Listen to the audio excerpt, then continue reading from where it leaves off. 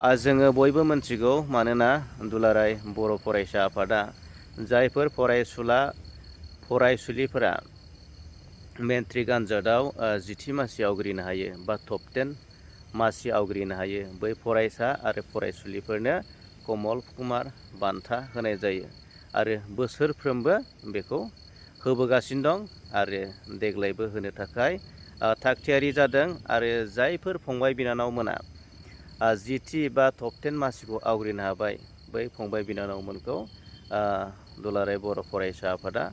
Press मिटनि गेजेरजों बरायदों आरो साबायखर बावदों। दा बिथांमोना रुजुनानै नायदों थांनाय 2025 मायथाइनि आरो नैबे 2026 मायथाइनि जि मेट्रिक आनजादनि रिजाल्टनि फिथाइ माने रुजुनायाव मानोना देग्लायनि 2026 मायथाइनि मेट्रिक आनजादनि जि रिजाल्टनि फिथाइया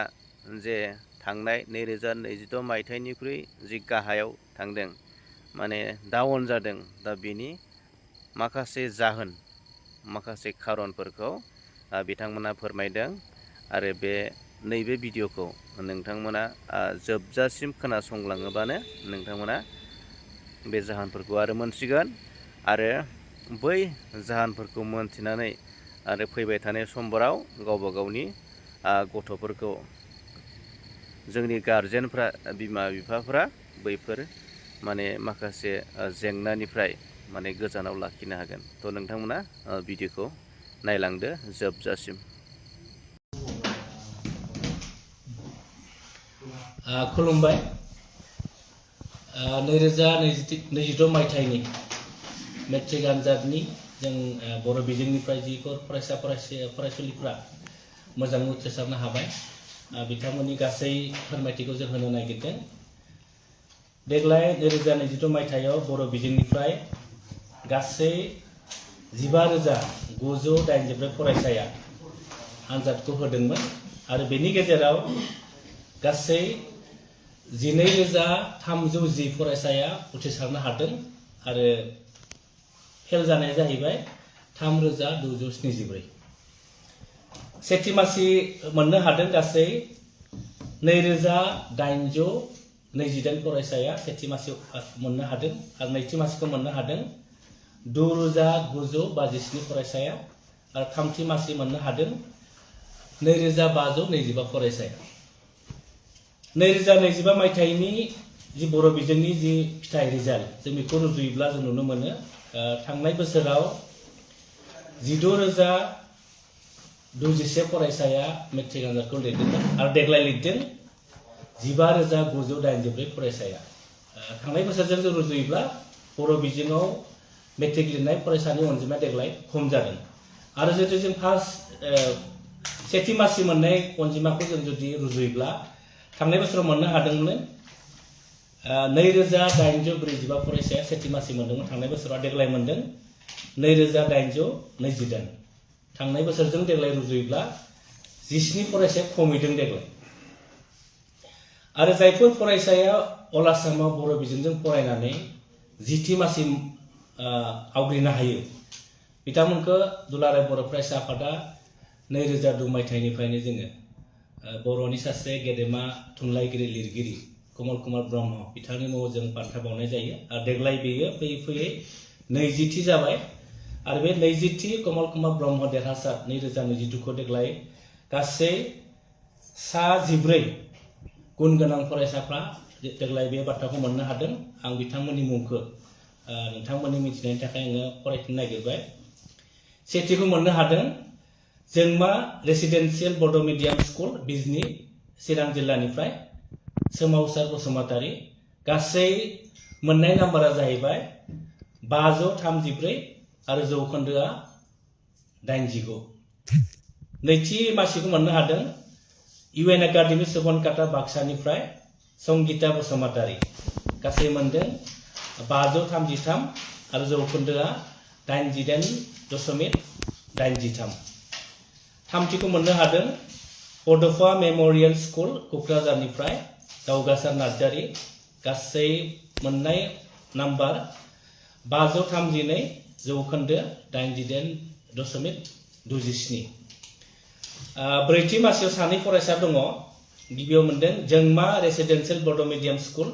बिजनि चिरांनिफ्राय दिपारानि बसुमतारी गासै नाम्बार 530 जौखोन्दो 88.33 आरो मोनदों गुरुदेव ब्रह्म बर्डिं स्कुल चिरांनिफ्राय सोरांसा बसुमतारी आरो बाथि मासियावबो सानै फरायसाया मोननो हादों UN एकाडेमी नावकाटा उदालगुरिनि सुजुमा मोसाहारी गासै नाम्बार 529 जौखोन्दो 88.17 आरो सासेया UN एकाडेमी बरपुखुरी बिश्वनाथनि उत्पल बसुमतारी दथि मासिखौ मोननो हादों UN एकाडेमी क'क्राझारनिफ्राय केनित ब्रह्म गासै मोननाय नाम्बार 528 जौखोन्दोआ 88 जौखोन्दो स्निथि मासियाव सानै फरायसाया मोननो हादों Bhagatpara higher secondary school Bhagatpara Udalguri Dipanita Basumatary गासै नाम्बार 527 जौखोन्दोआ 87.83 आरो सासे फरायसाया जाहैबाय PMC दक्षिण बिजनि हाई स्कुल चिरांनिफ्राय स्वर्णलता नार्जारी दाइनथि मासियाव दङ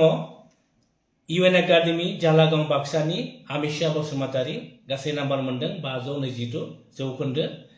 87.67 दाइनथि मासियाव दङ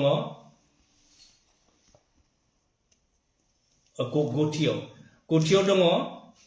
UN एकाडेमी सुबनकाटा बाक्सानि बिनिता रानी ब्रह्म गासै नाम्बार 525 जौखोन्दो 87.5 आरो जिथि मासियाव सानै फरायसाया मोननो हादों UN एकाडेमी बागानपारा बाक्सानिफ्राय ओम प्रकाश मुसाहारी गासै नाम्बार 524 आरो जौखोन्दोआ 87.33 सोरजि बर' UN एकाडेमी जालागाव बाक्सा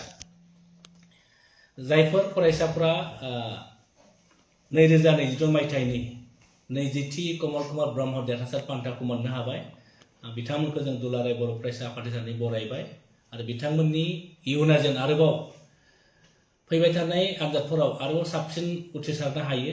आरो बिथांमोननि थांखियाव सहैनो हायो बेखौनो जों दुलाराय बर' फरायसा आफादनिफ्राय मिजिंथिबाय आरो जायफोर फरायसाफ्रा देग्लाय 2022 मायथाइनि मेट्रिक आनजादाव बर' बिजोंनिफ्राय मोजाङै उथ्रिसारबाय बिथांमोनखौबो जों दुलाराय बर' फरायसा आफादा जों बरायहरबाय आरो बिथांमोननि इयुनाव जों आरो साबसिन जानो हायो बेखौबो जों मिजिंथिबाय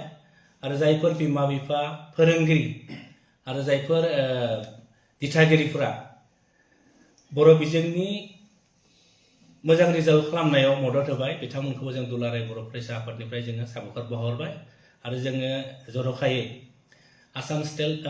स्टेट स्कुल एडुकेशन बोर्ड बेनि जायफोर सामलायगिरिफोर दङ जायफोर मावख'गिरिफोर दङ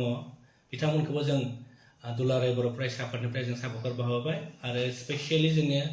आसामनि गिबि मन्त्रि डक्टर हिमन्त बिश्व शर्मा आरो सोलोंथाइ मन्त्रि डक्टर रमेश बेग बिथांमोनखौबो थि समाव जेबो गेना गोरोन्थि गैयालासे मेट्रिकनि जि रिजाल्ट बेखौ फोसावनायनि थाखाय दुलाराय बर' फरायसा आफादनिफ्राय जोङो बिथांमोनखौ साबायखर बावहरबाय नाथाय जोङो दुखुयै फोरमायनांगोन जों दुलाराय बर' फरायसा आफादा जि मोनसे रिजाल्ट देग्लाय फैदों जों बेनिख्रुइ साबसिन जोङो हास्थायदोंमोन नाथाय जों नुनो मोनदों जोंनि एग्जामनि समाव आनजादनि समाव माखासे जायगाफ्राव माखासे फोरबोनि मुङाव माखासे जुवा गेलेनाय मेला होनाय बेफोरबायदि थासारिफ्रा जोंनि फरायसाफोरखौ मोजां रिजाल्ट खालामनायाव बा मोजां सोलोंथाइ लानायाव जथेस्थ' बिथांमोनखौ बाधा खालामदों आरो जायनि थाखाय देग्लाय 2022 मायथाइनि जि बर' बिजोंनि रिजाल्ट जों जुदि आवगायनिखौ जों रुजुयोब्ला जथेस्थ' आवगायनि रुजुनायाव देग्लायनि रिजाल्टआ जों गाज्रि होननानै बुंनांगोन आरो जों नुदों थांनाय समफोराव चिरां जिल्लाया अल आसामावनो मेट्रिकनि रिजाल्टआ टपआव फैयोमोन जों आरो बाक्सा जिल्लाखौ नुदों टपआव फैयोमोन नाथाय देग्लाय नुदों जोङो जोंनि BTCनि मोनबा जिल्लाया जथेस्थ' गाहायाव दङ आरो बेखौ जुदि थोंजों जों बुङोब्ला आनजादनि समाव माखासे जायफोरखौ जोङो लुबैया आरो जायफोरा फरायसाफोरनि मोजां सोलोंथाइ लानायाव जथेस्थ' मोनसे गाज्रि मा खालामो गाज्रि मोनसे आबहावा सोमजियो जुवा गेलेनाय हरनि 2-3टासिम माने माइक दामनानै माखासे फरायसाफोरनि जि थासारिखौ गुबुंले खालामनाय बेबायदिनि थाखायनो देग्लायनि 2022 मायथाइनि जि मेट्रिकनि रिजाल्ट बे गाज्रि जानानै जों दुलाराय बर' फरायसा आफादा जों सं दाननानै जों मोनदों। बेनिखायनो जों खावलायो जायफोर जोंनि दिथागिरिफोर दङ, सानसुमैफोर दङ, बिमा बिफा दङ, फोरोंगिरिफोर दङ आरो बर' समाजाव जायफोर जोंनि माहारियारि आफाद आरो माखासे जोंनि दल संगठनफोर दङ बिथांमोनखौ जों खावलायगोन दुलाराय बर' फरायसा आफादा जे सोलोंथाइनि मोनसे आबहावा सोरजिनाय मोजां आबहावा सोरजिनायाव बयखौबो बाहागो लानानै जोंनि फरायसाफोरनि जि इयुन बेखौ मोजां दाफुंनायाव बयखौबो मदद होनो थाखाय जों खावलायहरदों। मानोना बर' हारिया फैबाय थानाय 20-30 बोसोराव जुदि जोङो दावगालांनांगौब्ला बै जोंनि जायफोर फरायसाफोर दङ बिथांमोननि इयुना मोजां जानांगोन आरो फरायनायनि गेजेरजोंनो लेखा रोंनायनि गेजेरजोंनो बर' हारिखौ बिथांमोना जेन गोजौ फारसे लांनो हायो आरो बड'फा उपेन्द्रनाथ ब्रह्मआबो जि मोनसे सिमां नुदोंमोन गेरेमसा माहारि दानाय जों दुलाराय बर' फरायसा आफादा जों फोथायो गेरेमसा माहारि दानायनि जि बड'फानि सिमां बे सिमाङा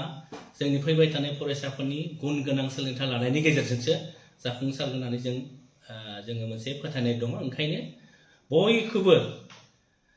सोलोंथाइनि मोनसे मोजां आबहावा सोरजिनायाव बयखौबो मदद होनो थाखाय दुलाराय बर' फरायसा आफादनिफ्राय गुरैयै जोङो खावलायहरनाय जाबाय। गोजोन्थों। जितु कमल कुमार देरहासार बान्था माब्ला आरो बबेयाव होनो थाखाय थांखि लादों नोंथांमोना?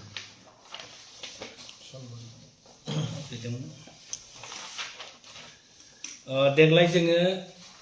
20थि कमल कुमार ब्रह्म देरहासार बान्था 2022 मायथाइनि बेखौ जोङो बाक्सा जिल्ला दुलाराय बर' फरायसा आफादनि मददजों सालबारियाव जोङो बेखौ बिथांमोननो बावनो थाखाय जों आखायाव लादों। जोङो डेटखौ लाथ'वाखै, डेटखौ मोनोब्ला नोंथांमोननो जों फोरमायनाय जागोन। गोजोन्थों।